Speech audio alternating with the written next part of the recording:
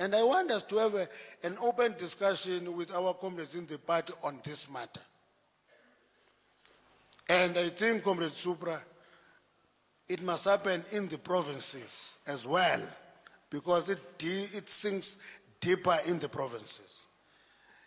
The last point I want to talk to you about is the importance of unity, comrade. Importance of unity.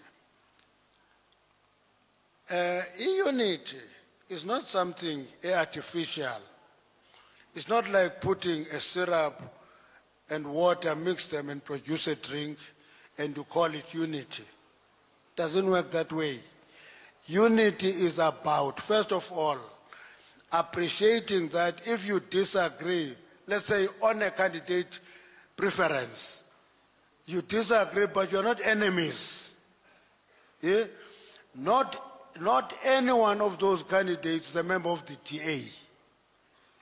These are leaders of the ANC. They are contesting a position. You may have preference of this choice or the other. The other one is not your enemy. That's the first thing.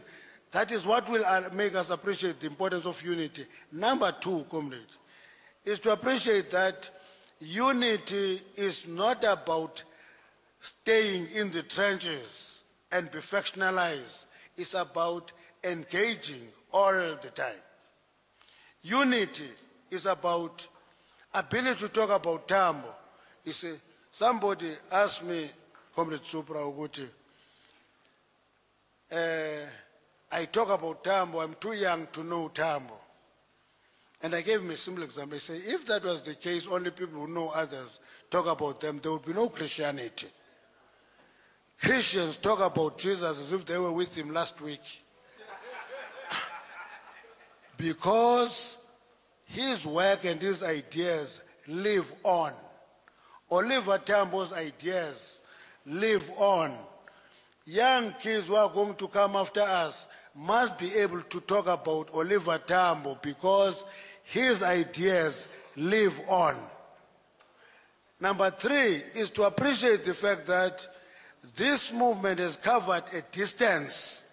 This movement has covered a distance in changing the lives of the people. And it is us who must tell the people that the distance we've covered is wonderful.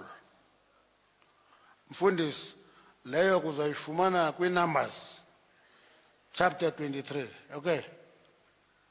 In Numeri 23. The distance we've covered is wonderful. And people are going to forget it if what they see is infighting among ourselves. They will forget the distance we've covered. But if we're together, we tell them that in year X, there was no electricity in this village, it is now here. If you go out and tell them there was no water pipe in this village, it is now here. If we go out there and say, in 1994, we have 150,000 students in university, today we're having 850,000. Then you are explaining that the distance we've covered is wonderful. And that's why, comrade, we go to that conference not to divide the ANC, but to pull it together and carry with its mission. And that unity will start here.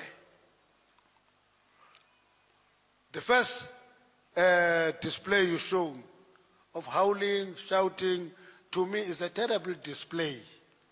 Let's make an example. Ugut barabanye uliar abanas tags and it abanas tags ubuze ugut okay abanas tags balapha ngoku. I'm giving a message, they listen to it. Yeah? Supra is going to give a message, they must listen to it. Okay. What does it take away from us? Ubaba ivile le message. Instead of helping them understand that we do not celebrate division, we must work for unity. Then when they live here, they will appreciate the importance of understanding that they must work for unity. So there's no need to howl, shout, push each other. We must embrace each other. And if you unify yourselves, comrade, you know, uDakota uyandibhostela apha kwenye ireport andibhale yona uthi because of this hard work the Northwest is now in the top 5 provinces in terms of membership numbers. Top 5. Ukhetha uthi top 5 because he's number 5. Akango number 2, ungu number 5. But ufuna uyibeka ngendlela ezamenza akhuthale uthi we're in the top 5. You see, it's a way of motivating himself. Now, you are number 5. Relatively speaking, the provinces that are big, many of them are arrogant as well. You call it? There are some that are big, and many of the big ones are arrogant. They will not listen to your voice unless you bring ideological clarity, political coherent message. Then when you do that, they will stop and listen to you.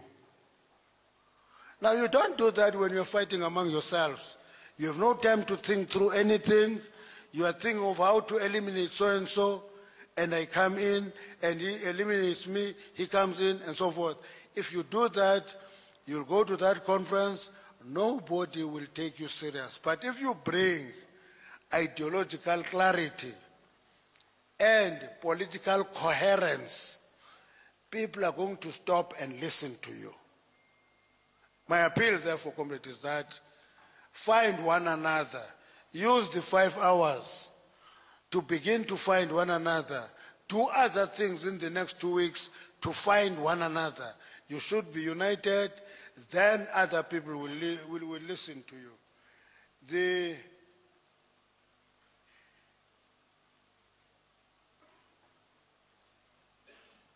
And therefore, I'm sitting down now. Unprincipled positions and support is not worth anything more than the numbers.